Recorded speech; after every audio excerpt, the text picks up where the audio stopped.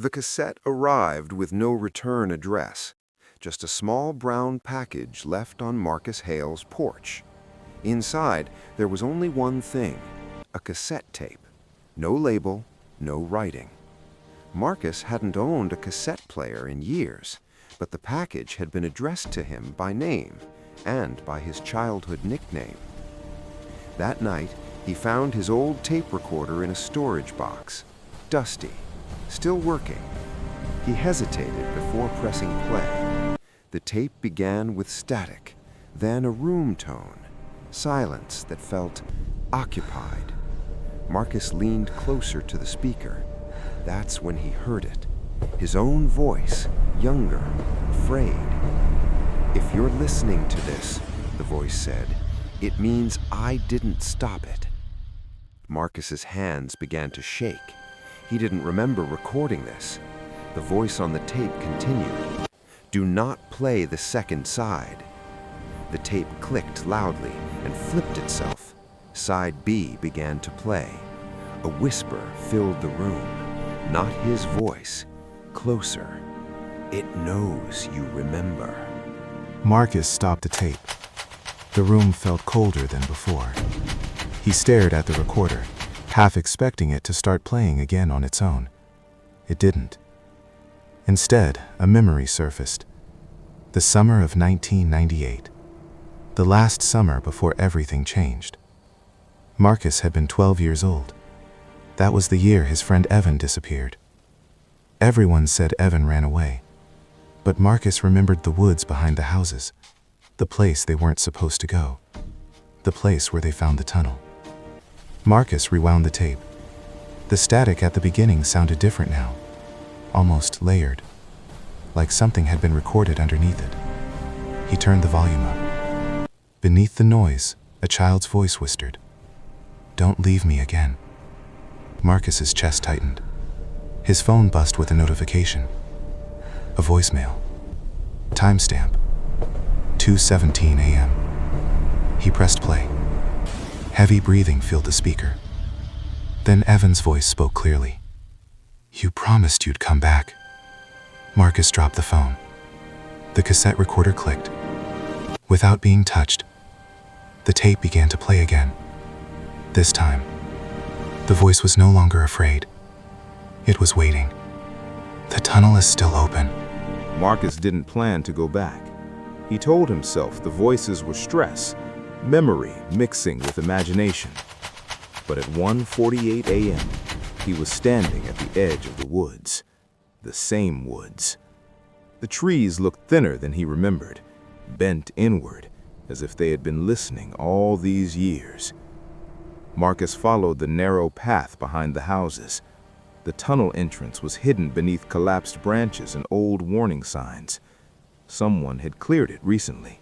Fresh dirt, footprints. Marcus turned on his flashlight. The beam disappeared into darkness, too deep. The cassette recorder in his backpack turned on by itself. Static filled the woods. Then the child's voice whispered again, "You're late." Marcus stepped inside the tunnel. The walls were damp, narrower than he remembered. The further he walked, the quieter the forest became. The tape clicked. His younger voice played again.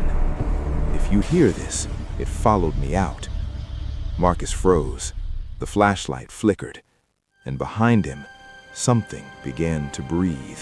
Marcus stood frozen in the tunnel. The breathing behind him was slow, measured, as if whatever it was didn't need to rush. He turned around inch by inch. The flashlight beam shook in his hand. At first, he saw nothing, just the curved tunnel wall disappearing into darkness. Then the light caught movement. A shape pressed flat against the dirt, too thin to be human, too still to be alive. Marcus took a step back. The shape mirrored him. Same speed, same distance. The cassette recorder crackled in his backpack. A new voice played. Evan's voice, older now, tired. "Don't look at it for too long," he said. "It learns faces."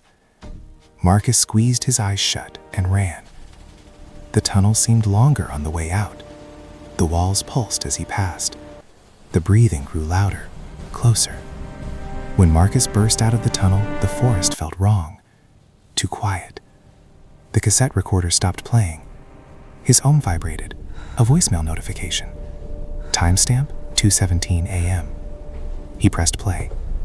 Evan's voice whispered calmly, "It followed you home." Marcus didn't remember the drive home, only the silence, the kind that presses against your ears.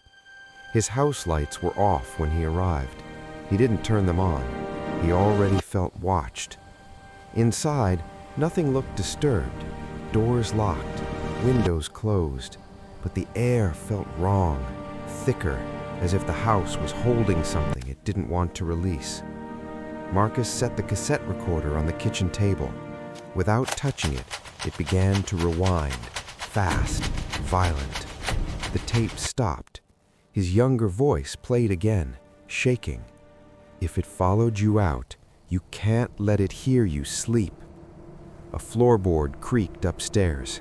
Marcus froze. The cassette continued. It copies breathing first. Another sound upstairs. Slow footsteps.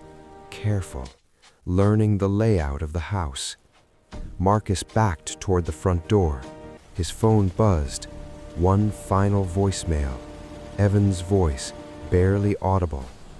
"If you hear it say your name, it's already too close." From the hallway behind Marcus, a whisper spoke clearly. "Marcus." Marcus didn't turn around. He couldn't. The whisper behind him had matched his breathing perfectly. Inhale. Exhale. The cassette recorder clicked again. This time, the voice wasn't young. It wasn't afraid. Evan spoke clearly. "If you're hearing this, it means it chose you." Marcus backed slowly into the living room. The lights flickered on by themselves. Shadows stretched unnaturally across the walls. Evan's voice continued. "It can't exist on its own. It needs someone who remembers." Marcus understood then. Evan hadn't disappeared. He had been replaced. The tunnel wasn't a place. It was a doorway. A way to pass the thing forward. Upstairs, footsteps stopped. Something stood perfectly still, listening. The cassette reached its end.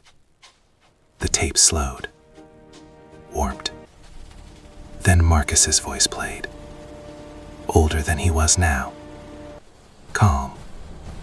"I'm recording this so you won't make the same mistake." Marcus felt the air shift behind him.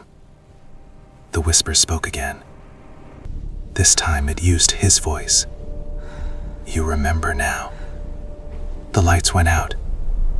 The cassette recorder kept running, recording something new. The next morning, Marcus Hale was reported missing. No signs of struggle. No forced entry. Just a cassette tape left on the kitchen table. Unmarked. Waiting. Weeks later, a small brown package arrived at another house. No return address. Inside was a single cassette. And a familiar voice whispered, "Do not play the second side."